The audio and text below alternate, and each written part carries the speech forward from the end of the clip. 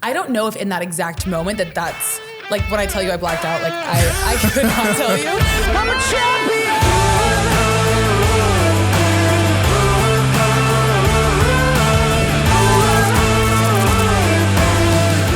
MAXXINE DUPRI. Hello. Hello. Welcome to Gorilla Position Beyond the Ring. Thank you. Thank you. Happy to be here. Thank you very much. Lovely to have you here.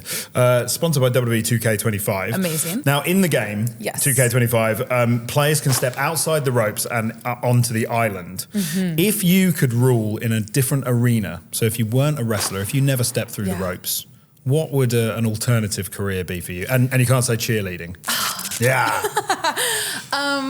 Well, I actually think, me and Chelsea Green were talking about this the other day, I think if I wasn't in this field, I would be a makeup artist. Oh, really? Yeah, okay. I love makeup so much. And it's like my favorite thing to scroll and watch. Okay. And I always do my own. So I think that would be what I would do. I would not be having nearly as much fun as I am now.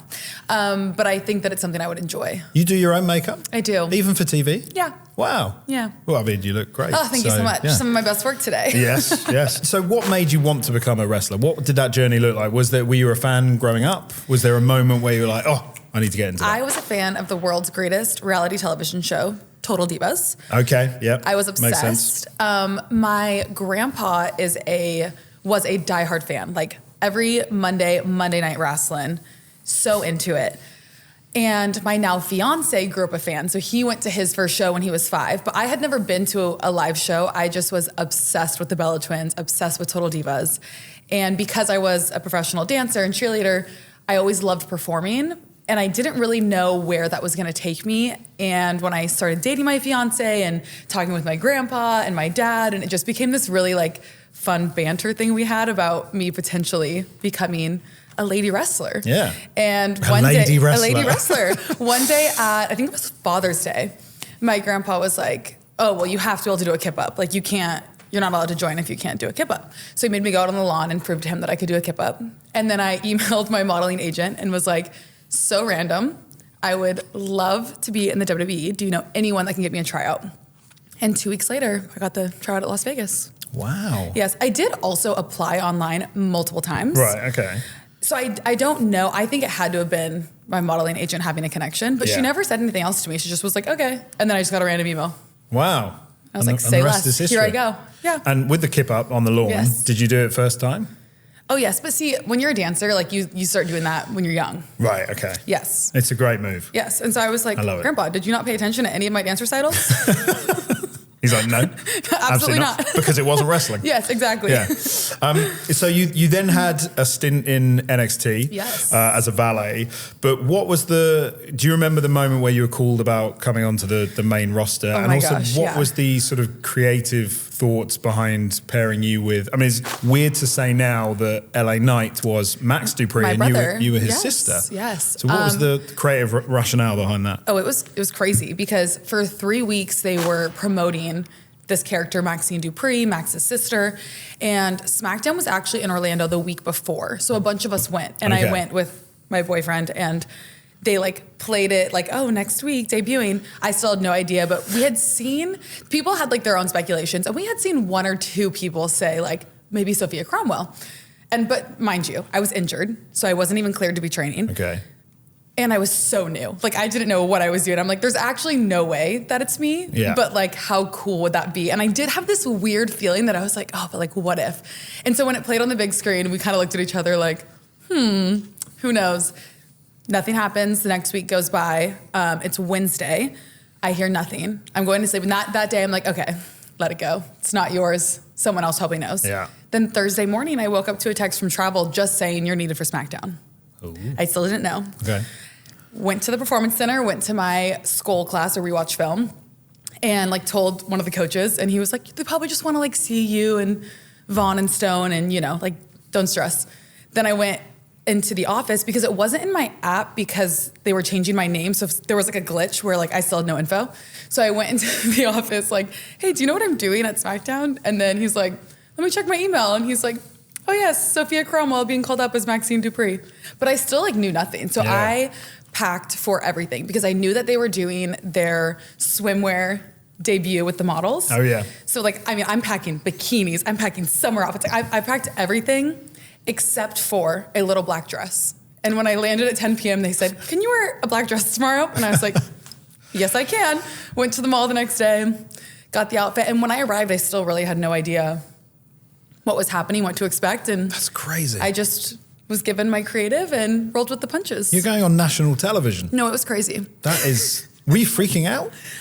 The fact that you didn't know what you were expected to do? I was, but it's almost like when there's so much pressure that it's like, oh, I can't even, like, what am I going to do? Yeah. I'm just going to, it's sink or swim. You're going to figure it out. Yeah. And with hindsight, do you think you were called to the main roster too early, a bit prematurely? Or do you feel like I'm ready for the challenge, bring it on? So I feel like everything happens for a reason. And I feel like even where I am now, where the crowd has gotten to see me develop over time and have my first matches. Like I just went and did my first NXT Live event a few weeks ago, and I'd never even wrestled on an NXT Live event. So I think sometimes the fans think like, oh no, she still did all the coconuts, but I truly did not. So I think on that side of it, it's such a blessing because I'm in such a unique situation where the fans get to grow with me.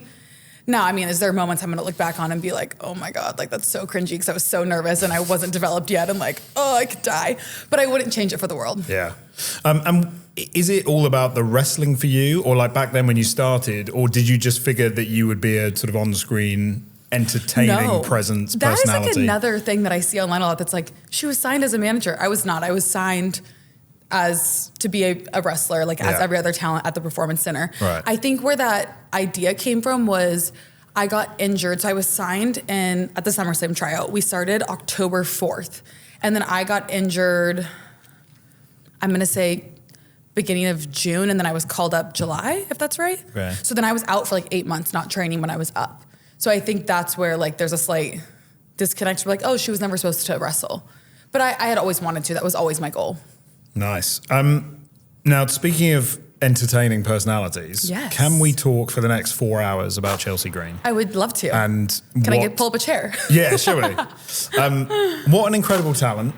Unbelievable. What? Because you're really close, right? We are, yes. Are you like bezies? Yes, she's one of my bridesmaids in my wedding later this year. Yes. Amazing. She's the best. We just went to Iceland. Yeah. Yeah, getting to work with her, obviously we never work directly together, but just in this company together is so special for me because I can go to her with everything. She's done this for so long. It literally gives me goosebumps to talk about because I'm like, she's the person that I'm like, oh my God, this happened. What do I do? Yeah. And I can trust her with anything. And it's so special. And why do you think she's such a special talent? I think because she is like a beautiful person to her core. Like it's not a facade. It's not like her putting on this like obviously she's an incredible actress, but it's also like who she is and who she's capable of being. And she doesn't hold back and she doesn't have that fear. So she can just like full send everything and make the most out of every moment. And she's herself, right? I mean, like dialed up to 11, but it feels like her own personality coming through. Yeah, and I think that shows, right? Like you see how authentic and fun it is. Yeah. Now, in WWE 2K25, it has a roster for the ages and a selection of current and classic venues and PLEs that you can perform in. If you could book a dream scenario match for yourself, what event would it be and who would the opponent be?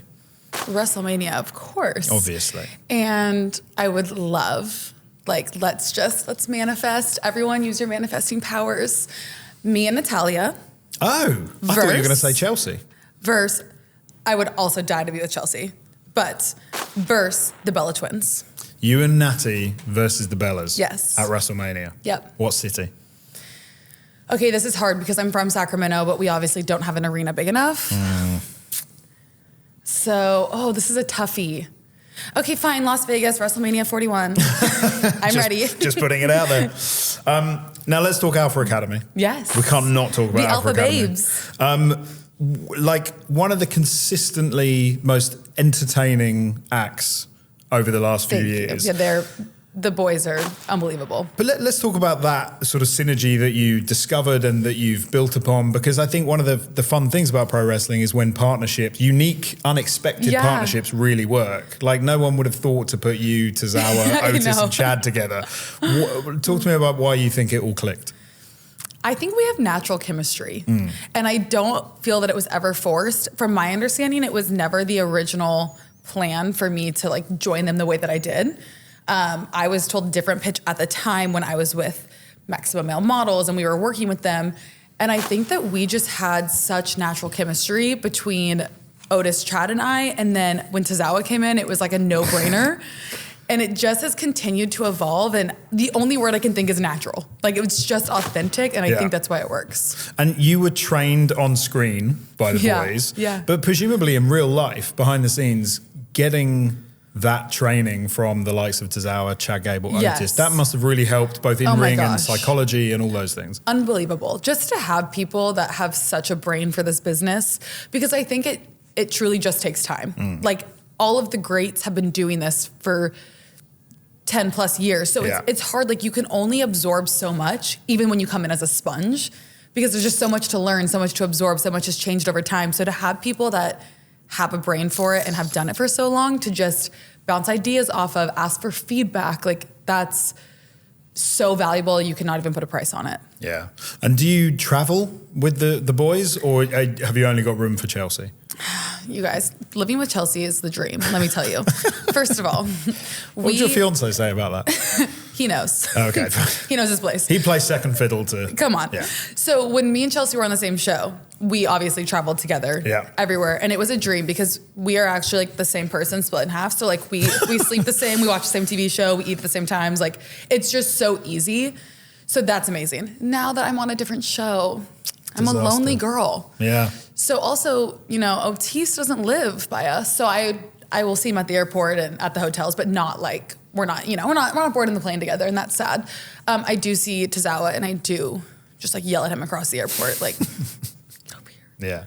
Yeah. Have there ever been any plans to link you and Otis romantically? Because he's got previous when it comes to wooing the ladies. See Mandy Rose, for example. So true. Not that I know of. What's his secret? I mean, he's just a lovable guy. Yeah. He is. He's a lovable oaf. Yes. Yeah, I don't know that that's ever been on the table. Maybe it has been and I was unaware, but I also think they probably feel like the story with him and Mandy was so good. Yeah, it was. Yeah, like we don't gotta let that one live on its own, I think. Yeah, fair enough. Talk to me about your in-ring debut. So it was Monday against Night Raw. Sarah, Monday Night Raw. What are your memories? Because when you watch that back, it was a really fun, well put together, exciting match, and the crowd were into it. What are your memories of that night? I completely blacked out. I could not tell you. I remember the day very clearly, and it was extremely fun. I don't think I've ever been so nervous for something. Like, I truly was shaking in my boots. And then in the match, I don't even know what happened. Like, I could not tell you. And this is like an interesting anecdote for me. I think when you get to do a lot of NXT Live events or you work on the independents, you learn to hear the crowd and you learn all those things, but it takes time to get out of your own head to hear those things. Yeah. And at that time, like, it was my first match, so I don't even know. I couldn't tell you what the crowd was doing because I couldn't hear. Yeah. I was just like, get through this, you can do this, don't mess this up. So it's actually really fun now when I have a match and I'm like, oh, I can hear them and I can hear the timing. Yes, and that's like truly a new thing for me. So honestly, my memory is just that I was like, okay, I got to get through this. And Sarah was amazing, like so kind to me and really carried me through. And I just remember afterwards, I want to say the match was like 3 minutes tops. The way that, like, I must have been holding my breath the entire time. And, like, I work out, I train, like, I was in ring shape. But because I was so nervous, I could not breathe. Yeah. So afterwards, we had a live backstage segment afterwards. And I literally was sitting on the ground. And the boys are like, are you okay? And I'm like, no, like, I'm going to throw up and I might pass out, but I'm going to be fine in, like, 27 seconds. Just, like, I need oxygen to come back to my body. If you had thrown up on live TV... that would have been even better. That would have been something. Yes. That would have been great. I hope you don't mind me asking this, and we can completely move on if you don't want to talk about it. But during that match, I noticed when you went to the top rope, you pointed to the ceiling. Yeah. Were you thinking about your brother in that moment? You know, I think that I always pray before I go out, and then I always, like, try and get myself in a headspace of, like, doing this for him and getting to, like, perform. And I don't know if in that exact moment that's, like, when I tell you I blacked out, like, I could not tell you. But it is really special. Like, we're in Sacramento in 2 weeks, and that's my hometown. And nice. Like, I spent so much time with my brother in that arena because we went to all the Sacramento Kings games. And like, I'm so excited it's like another one that gives me goosebumps. Yeah, genuine goosebumps. I know. I'm so excited to be in that arena and like feel his energy. Yeah. It's really special, you know, and it's like one of those, obviously it's very bittersweet because of course you'd prefer that they're sitting there watching you, but like he has the best seat in house. Yeah. That's a lovely way of looking at it. I'm so sorry to hear about your brother passing. It was mentioned in a slightly out of the blue promo with Candice LeRae mid-match. How did that come about? Were you happy for that to be part of the storyline? I was okay with that. Okay. Like I know that there was a lot of like narrative around it. The way that I saw it was like good or bad, I get to include my brother in something. So for me, it was like I was okay with that. I did make the terrible mistake of not telling my parents first. She didn't have a mic. So I was like, oh, you probably won't even like, right. I don't know. I'm like, we'll just see what happens. Yeah, I should have done that. That would have been a kind daughter thing to do. Right. And I was like, oh, sorry. But aside from that, I was okay with that moment. Yeah. You know? I was interested because obviously Charlotte Flair lost her brother Reed. Is this something you guys have ever talked about? I figured it might be quite nice to know that there's a colleague who's experienced a similar loss. And I do think it's something that, I don't know if I've ever had like a sit down conversation with Charlotte per se, but like it's something that me and Otis talk about a lot because he lost his sister. So it's like, it's definitely one of those things that like, again, good or bad, that you do connect with people over. Yeah. But it is also nice in a weird way to have experienced grief and be able to like lend a hand to someone because it's just such a unique feeling. My best friend from home lost her sister a year ago. And it was like a crazy, like out of body experience for me where I'm like, I feel like I'm watching myself 6 years ago. Yeah. Because like we grew up together and we're so similar and our siblings had similar situations. So in this like really weird twisted way, it's like almost nice to be like, no, but your feelings are valid. You're sane. Like, you know, because everyone's different. Some people cry, some people don't cry, some people don't want to talk about it. Some people feel no emotion and go completely numb. And it's not that you didn't love whoever passed away, but it's just grief is like a crazy It's a very complicated thing. Yes. Well, it's so important to talk about it, obviously. Yeah. Now moving on to brighter things. Yes. Chad Gable chasing... That is not brighter things. Well, no, I think it is. I think it is. Chad Gable chasing Sami Zayn's IC title. That storyline where he was bullying you all. So fun, yeah. Everyone wanted you guys to turn on Chad. What a phenomenal story that was. It built and built and built. Do you feel like that story got the payoff it deserved? Because I feel there was something more. I'm telling myself that the payoff is still coming. Do you think it is? Can we? I hope so. I don't know. When I tell you that I know what you know, I'm not joking. I just think that relationship between him and Otis is so deep that like and there's so much like tension there that I just think that at some point like Otis will snap further than he snapped. Yeah. And what we saw. We need more of a snap. Yeah. Well, I hope that's coming because they go way back, don't they? So there's a lot of history, a lot of stories to be told. They have a lot of history. Yeah. And I think that's one of those things that it's like, you know, there's realness in each element, right? Like, and I think that's the beautiful thing about professional wrestling is like, even for a fan, you're watching and you're connecting to certain pieces and certain characters and like, you know, you wish you could snap on your coach and punch them in the face every now and then. But like, that there is realness there. Yeah. So I think it'll be interesting to see how that plays out. Yeah. Fingers crossed. In 2K25, you can fight to join the bloodline. Now, obviously, you're part of a faction already. Yes. But if you were to add another member or two to Alpha Academy to build the faction wider, because I think there's room to bring more people in. Who would you choose? Chelsea Green? Of course. Obviously Chelsea Green. I need a female. I just will do anything to get Chelsea back on the same show as me. Like, we can put her anywhere. Just give me her back. Yeah. I think, as we've kind of seen play out, I've been trying to get Natalya to help me out on Raw, and I would love to go to the dungeon and train with her because, like I said, this is like actually not a storyline, and I truly am getting these reps for the first time, and I think being able to learn from her and TJ would just be so beneficial to my career. Yeah. And I think that she's someone that if she was with us, like it's hard because yes, I'm with the boys, but like the boys aren't in the locker room. The boys aren't like, they can only do so much when I'm having individual situations. So I think adding a female, particularly Natalya, would be so beneficial to the Alpha Babes. She's an incredible talent. She is. It's crazy to think you're so new and you say you're still doing your reps. I want to talk about the Rumble this year. Yeah. One of the best women's Rumbles ever. So good. So many great moments, so many great sequences. One of the highlights, genuinely, was you. Thank you. Suplex-a-thon on Ivy Nile, and then you eliminated her. But the crowd reacted so immensely to that moment. Like, for someone so new, and because there has been criticism about your in-ring work. Yeah.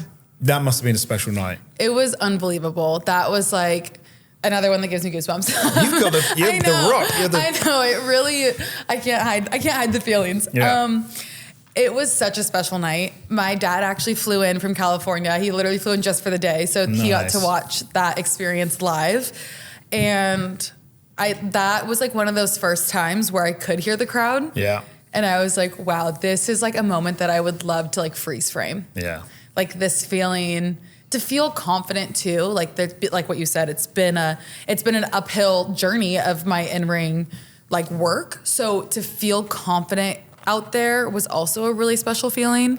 And then to hear the crowd reciprocate what I was feeling was just out of this world. So you didn't feel like you needed to throw up? No, backstage. That was actually one of the first times that I was like, I'm ready, let's go. Really? Like, I'm Getting so excited. in your groove. Like, let's just go have fun. But that came across. Yeah. Because it was such a strong, fun moment. Yeah, So that confidence obviously is coming through.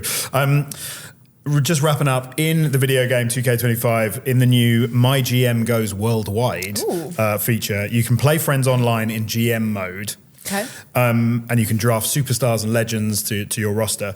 If you were in charge of Monday Night Raw for a week, I love this. What change would you make? Okay, step 1, Chelsea Green is getting drafted to Raw. That's the theme to this interview. Step 2. Oh my God, this is going to be the new narrative. Like, I thought I'm obsessed with her, but I am, so it's fine. Number 2, let's see. My boys need a tag team title match. Very true. Like, we're done playing games, and I think that we've seen this serious side, come about, and it's time. So that's happening. I'm ready for my Intercontinental title match versus Lyra. We need another tag team title match for the women as well. And, why not just have 2 title defenses in one night? It's fine. Yeah. Yeah, like, we might as well. So I think that me and Natalya will at least have a match to be in the contender picture for the tag team titles. What I've got from this interview is that you're obsessed with Chelsea Green and you're obsessed with Natalya as well. Yeah, that pretty much sums up my life. Yeah. That's really all you need to know. Can I tell you one thing very quickly that I'm obsessed with? Yes. El Grande Americano. Who is this man? God. I don't know. Who is he? Who could Come he on, be? give us your insights. Okay. Let's start with the fact that Chad Gable is obsessed with coffee and he chooses Americano as his name. My favorite coffee drink. Feels like someone's obsessed with the Alpha Babes. And second of all, I'm happy that El Grande Americano is at least stepping up the fashion sense with that little group, because I'm over the overalls and I quite like the overalls. Listen, I've got a lot of bones to pick with that group, starting with the fashion. So at least he came out with like some boots that had a moment, I liked the mask is giving little kitty cat. Yeah. I can get behind that. I love El Grande Americano. I'm happy for you. Yeah, but you don't love him. I don't know him yet. You know what I mean? Like, we'll see. All I've seen is what you've seen. And I just see too many similarities to a certain someone that I cannot stand. So it's going to take me a moment to... I think Otis needs to take him out. Oh, please and thank you. Yeah. Yes, say less. Well, MAXXINE DUPRI, please and thank you to you. Thank you for joining us. Thank you. Pleasure This was to meet so you. fun. Yeah. I loved this. Thank you. I'm a champion.